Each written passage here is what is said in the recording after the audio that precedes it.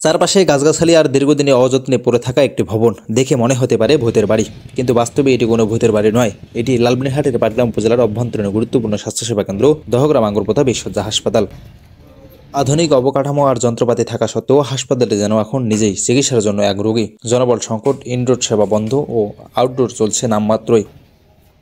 জানা গেছে 1991 সালে নির্মিত হয় হাসপাতালটি একসময় এশিয়ান ডেভেলপমেন্ট ব্যাংকের অর্থায়নে চললেও 2001 সালে ধীরে ধীরে বন্ধ হতে শুরু করে থাকে তার কার্যক্রম। পরে 2011 সালে নতুন করে চালু হলেও সেই জোয়ারও বেশি দিন টিকেনি।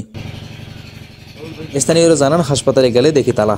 অসুস্থ হলেই 20 কিলোমিটার দূরে পাটগ্রাম যেতে হয়। বয়স্ক, শিশু আর গর্ভবতী নারীদের জন্য এটা খুবই কষ্টকর। এখানে যে যন্ত্রপাতিগুলো আছে মেডিকেলের চিকিৎসা অন্তরে, এটা যদি সমস্ত চালু থাকতো তাহলে আমাদের এখান থেকে পাটগ্রাম যাইতে হইতো না, আমরা এখানে সুচিকিৎসা পাইতাম। ডাক্তার আইসে 2 ঘন্টা থাকে, চলে যায় বাজার করে। বর্তমান হাসপাতালটিতে 14টি গুরুত্বপূর্ণ পদ শূন্য। প্রয়োজনীয় চিকিৎসক 4 জন, কর্মরত 1 জন, সহকারী নার্স 4 জন, কর্মরত শূন্য, ফার্মাসিস্ট 1 জন, কর্মরত শূন্য, আয়া 2 জন, কর্মরত শূন্য, অফিস সহায়ক 2 জন, কর্মরত শূন্য, সুপারভাইজার 2 জন, কর্মরত 1 জন। বছরের পর বছর ইনডোর সেবা বন্ধ থাকায় নষ্ট হয়ে চলছে মূল্যবান যন্ত্রপাতি। অনেক কক্ষেই পড়ে আছে তালা, তৈরি হচ্ছে হাতুড়ি পরিবেশ।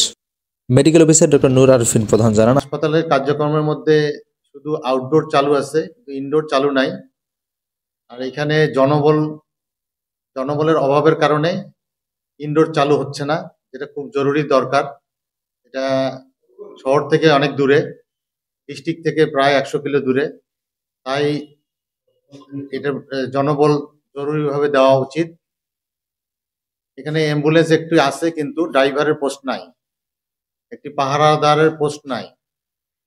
আর ঔষধ মোটামুটি পাওয়া যায়, আউটডোরে রুগী আসে এবং আউটডোর সেবা ওনারা পান। এছাড়াও এএনসি, টিএনসি এবং ফ্যামিলি প্ল্যানিং এর এবং বাচ্চাদের টিকা দেওয়া হয় এখানে। অবহেলিত দহগ্রামবাসীর একমাত্র ভরসা হাসপাতাল। দ্রুত জনবল নিয়োগ আর পূর্ণাঙ্গ চিকিৎসা সেবা না পেলে ভবিষ্যতে এর অস্তিত্ব হারিয়ে যেতে পারে, এমন শঙ্কা করছে এলাকাবাসী। মিঠু মুরাদ, দৈনিক সকালের বাণী, পাটগ্রাম, লালমনিরহাট।